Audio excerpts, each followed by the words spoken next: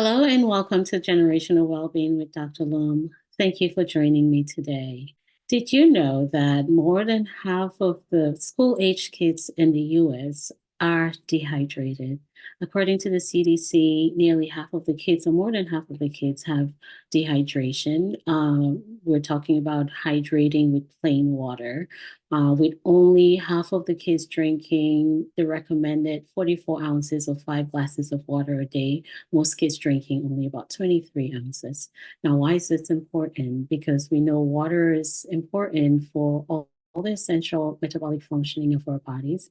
And most often, we see kids with irritability, poor cognitive function, or headaches because of dehydration. So it's causing a lot of issues where even in clinic, most kids will come in with headaches. The most common reason is dehydration.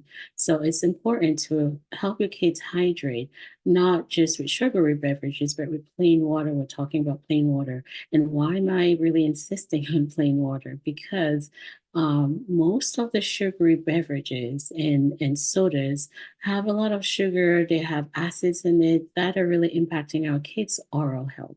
Last week, we talked about oral hygiene with Dr. Mopanga. You can watch that to see what we talked about there. But our oral, I see a lot of kids with cavities. And like we talked about in the previous session, cavities is one of the most common chronic disease in kids, with a lot of kids having cavities. So keeping them hydrated with water may be one way to prevent it. Because when you're hydrating with sugary beverages, with the sodas, it leaves the sugar on your teeth and bacteria feeds off of that, and it can eventually lead to gum disease and cavities. So just ensuring that we're hydrating water to help prevent cavities and gum disease. But also, in addition to that, as far as our physical function is concerned, dehydration, as we know, makes it where your body is not able to fight disease well. So when your kids are sick, we encourage water, water, water, because your body needs that water to function well. And dehydration causes your blood sugar levels to spike, especially in kids who have diabetes. You want to help them drink more waters. That way, their sugar levels are more regulated, at least at a balanced level. And finally, with water, you don't have to count any calories, right? So we're eliminating all those empty calories that have no fiber in it, and you don't have to do it. You can drink as much, as little as you want, or at least the minimum required or recommended, or as much as you want. So those are the main reasons why. Now, if you're a parent, you're like, well, my kid does not drink water, they won't drink water. That's okay, because as with anything, or as with any habit that you start, it takes time. And our taste buds get used to a certain taste over time, where if you're someone who have kids who are used to drinking juice all the time, you give them water for the first time, guess what? They're probably not going to like it. They'll not take to it immediately. So I usually say start slow, right?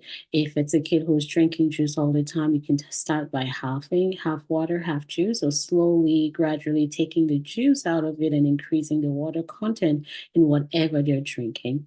Or another option may be to do water infused with one of the water infused recipes. I've seen a lot online, whether you're infusing it with fruits or herbs, just to add some kind of natural flavors to it that will maybe help with the taste, so they can drink more water. Because sometimes, when it tastes good, you can drink more, or more is easier to drink.